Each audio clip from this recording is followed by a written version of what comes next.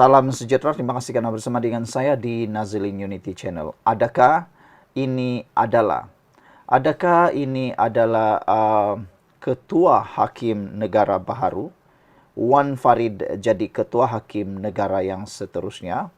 Saudara, timbul spekulasi dalam kalangan pengamal undang-undang bahawa Hakim Mahkamah Rayuan Wan Ahmad Farid Wan Saleh merupakan antara calon untuk menjadi ketua hakim seterusnya. Farid, 62 tahun, pernah berkhidmat sebagai bekas timbalan menteri sebelum menjadi hakim. Ketika dihubungi Malaysia kini, beberapa sumber daripada kalangan pengamal undang-undang menyifatkan Wan Ahmad Farid Wan Saleh sebagai hakim yang adil. Awal hari ini, The Straits Times juga menyebut bahawa nama Wan Ahmad Farid adalah antara yang dipertimbangkan untuk jawatan tertinggi kehakiman itu. Portal yang berpengkalan di Singapura itu memetik, ahli parlimen kerajaan yang tidak dinamakan sebagai berkata, Perdana Menteri Anwar Ibrahim telah membangkitkan nama hakim itu semasa mesyuarat beberapa hari kebelakangan ini.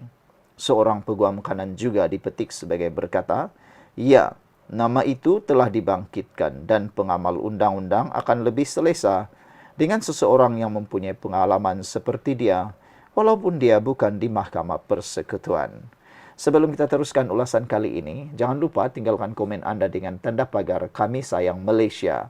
Saya perkenalkan kepada anda semua, ini terapi imun Transfer Factor for Life. Terapi imun ini meningkatkan daya imun badan kita sehingga 400%. Secara umum dan ringkasnya, kita kena penyakit kerana daya imun badan kita yang lemah. Kita kena penyakit kerana imun badan kita yang menjadi bodoh lalu menyerang diri kita sendiri. Tetapi kita bersyukur dengan adanya penemuan sains paling bersejarah di abad ini, penemuan perubatan paling berjaya kedokteran di dalam abad ini, terapi imun ini meningkatkan imun badan kita sehingga 400% dan membantu kita melawan penyakit daripada dalam tubuh badan kita. Secara umum dan ringkasnya, apabila imun badan kita menjadi kuat dan seimbang, kita mudah sembuh daripada penyakit kerana imun badan kita yang melawan penyakit tersebut. Dapatkan produk ini melalui nombor telefon yang tertera. Produk ini lulus KKM, diperakui oleh doktor-doktor di seluruh dunia, dan lebih penting lagi, produk ini juga adalah produk yang halal. Dapatkannya sebelum anda kelambatan. Saudara, ada orang kata kalau anda sudah melihat 2 kali perkara itu mungkin jalan yang Tuhan sediakan untuk anda untuk mendapatkan apa yang anda mahukan. Jangan abaikannya, hubungi nombor telefon yang tertera. Seorang pegawai kanan juga dipetik sebagai berkata, ya, nama itu telah dibangkitkan. Dan pengamal undang-undang akan lebih selesa dengan seseorang yang mempunyai pengalaman seperti dia, walaupun dia bukan di Mahkamah Persekutuan. Wan Ahmad Farid adalah Hakim Mahkamah Tinggi dari tahun 2019 hingga 2024, selepas dilantik sebagai Pesuruhjaya Kehakiman pada 2015. Sebelum itu, dia pernah berkhidmat sebagai Timbalan Menteri Dalam Negeri dari Mac 2008 hingga April 2009 dan merupakan Timbalan Ketua Bahagian UMNO Kuala Terengganu pada tahun 2001. Sebagai bekas Hakim Mahkamah Tinggi, Wan Ahmad Farid telah beberapa kali membuat keputusan yang mencuri tumpuan. Ini termasuk dia menarik diri daripada mempengerusikan permohonan untuk membenarkan Queen's Counsel dari United Kingdom bertindak bagi bekas Perdana Menteri Najib Razak dalam rayuan kes rasuah SRC Internasional bernilai 42 juta. Dia membuat keputusan itu selepas menyebut salah seorang ahli keluarganya adalah ahli parti Najib. Pada 11 Mei 2023, dia juga memutuskan bahawa anak-anak Low Siew Hong telah memeluk Islam secara sah mengikut Undang-Undang Negeri Islam Perlis dengan afidavit pihak berkuasa Islam negeri mengesahkan bahawa kanak-kanak itu mengucap kalimah syahadah pada tahun 2020. Pada November tahun lalu, Wan Ahmad Farid mengalahkan polis menyelesaikan siasatan ke atas kematian Teo Boeng Hong dalam tempoh 6 bulan, memutuskan bahawa terdapat kelewatan yang melampau dalam siasatan. Ini berlaku selepas dia membenarkan semakan kehakiman keluarga Teo berhubung insiden 2009. Awal hari ini, penyimpan mohor besar-besar Raja-Raja, Syed Daniel Syed Ahmad berkata pelantikan kehakiman adalah antara isu yang dibincangkan semasa Majlis Raja-Raja tetapi tiada pengumuman dibuat mengenai nama yang akan menjawat jawatan kosong badan kehakiman itu. Sekian dulu untuk kali ini. Jangan lupa tinggalkan komen anda, tekan butang subscribe. Bye-bye. Salam sejahtera. Siapa ketua hakim negara yang baru? Kenapa lambat sangat? Ini jawapannya. Dan jawapan ini pastinya mengecewakan barisan pembangkang. Yang pastinya mengecewakan walaun yang ada di sana. Silap-silap hari bulan menyebabkan ramai tidak turun dalam turun Anwar. Jadi bantu sebarkan video ini supaya lebih ramai yang faham, lebih ramai yang tahu kenapa lambat sangat dan siapa ketua hakim negara yang baru. Anda pasti berpuas hati dengan ulasan daripada Sam Gaz ini, yaitu seorang aktivis politik daripada Kelantan. Saya sangat tertarik dengan tulisannya. Saya kongsikan dengan Anda semua. Pelantikan tertinggi dalam sistem kehakiman negara kini jadi perhatian. Tapi jangan silap faham. Ini bukan jawatan yang boleh ditebuk atap. Ada pihak-pihak tertentu, tak payahlah nak saya sebut siapa. Tapi ada pihak-pihak tertentu yang mungkin nak berniat tebuk atap. Tapi dalam jawatan kehakiman negara paling tertinggi ini bukan jawatan yang boleh ditebuk atap sesuka hati. Apalagi kalau cara yang pernah hianat, pernah dibuat oleh kumpulan pengkhianat dalam kerajaan dahulu sewaktu langkah Sheraton. Ini bukan seperti langkah Sheraton, tebuk atap. Ini bukan seperti itu. Pelantikan tertinggi dalam sistem kehakiman negara kini dilakukan secara telus oleh Anwar Ibrahim, melibatkan Majlis Raja-Raja. Inilah yang dikatakan telus luar biasa. Kalau sebelum ini kita tak pernah dengar secara terbuka tentang pelantikan ketua hakim, tapi gara-gara isu ini ada hikmahnya. Sekarang orang Malaysia mula tahu bahawa semuanya telus di bawah kepimpinan yang di-Pertuan Agong dan Majlis Raja-Raja. Sebelum kita teruskan ulasan ini, saya nak perkenalkan kepada anda semua, ini terapi imun Transfer Factor for Life.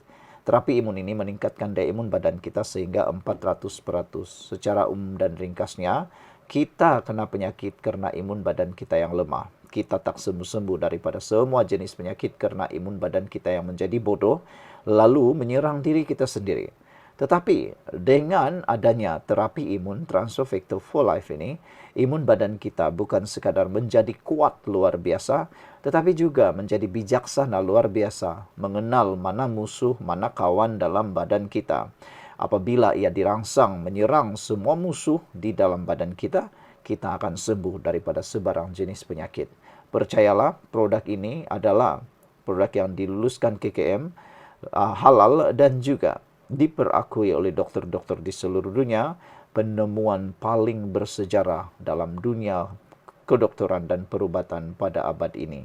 Jangan tunggu lama-lama, dapatkannya untuk kesejahteraan hidup anda, dan paling penting, ini mungkin jalan hidup yang Tuhan berikan kepada anda. Baiklah saudara-saudara sekalian, pelantikan ketua hakim negara bukan dibuat suka-suka.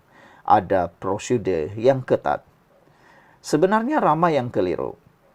Abang-abang, maci-maci, kakak-kakak, pacik-pacik, nenek-nenek, atuk-atuk seringkali ditipu, khususnya oleh pembangkang. Mereka seringkali ditipu dengan keliru. Kadang-kadang penipuan sepenuhnya, kadang-kadang penipuan separuh benar, ada juga penipuan yang dikelirukan. Atau ada juga yang sengaja buat tak faham tentang bagaimana ketua hakim negara dilantik. Berikut adalah prosedur standard secara pentadbiran, bukan politik. Nombor 1. Cara pelantikan, prosedur standard pelantikan ketua hakim negara ialah nombor 1. Surat perakuan rasmi daripada Suruhanjaya Pelantikan Kehakiman GAC mengikut Akta GAC 2009 Akta 695. Inilah yang dikatakan oleh Azalina Uthman Said, Menteri Undang-Undang. Dia kata, Akta JSC 2009 ini sudah diguna sejak 2009 dalam pelantikan 5 ketua hakim negara. Kenapa waktu itu tiada kontroversi dan tiada isu? Sekarang baru ada isu, sekarang baru orang nak bising. Padahal yang turut bising itu juga terlibat di dalam penggunaan Akta JSC 2009. Siapa Perdana Menteri yang pernah jadi sejak 2009 sehingga 2025? Kenapa mereka tak bising? Itu soalannya.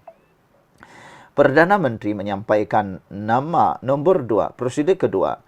Perdana Menteri akan menyampaikan nama ke Majlis Raja-Raja mengikut perkara 122 dalam kurungan B 1 Perlembagaan Persekutuan. Seterusnya, ketiga, berkenan yang di Pertuan Agong mengikut perkara 122 dalam kurungan B 1 Perlembagaan Persekutuan. Prosedur keempat, surat cara pelantikan disediakan dan dimeterai. Dan yang kelima, Majlis angkat sumpah di Istana Negara. Yang keenam, warta rasmi dan pemakluman. Dan yang ketujuh, prosedur standard ialah serah terima tugas. Ini bukan jawatan yang boleh diangkat di tepi longkang, seperti sejarah yang kita pernah alami sebelum zaman ini atau alami zaman lalu. Sejarah hitam berlaku bila kehakiman diperalat kuasa politik. 1988 Tun Saleh Abbas dipecat. Kehakiman rebah di tangan eksekutif. 1999 kes Anwar Ibrahim. Mahkamah jadi alat membunuh karier politik lawan. 2018 Tun Mahathir sekali lagi langgar norma. Ketepi cadangan JSC dan lonjak nama sendiri. Kini mereka pula menjerit rule of law. Ironi. Masa untuk Anwar Ibrahim pimpin reformasi kehakiman.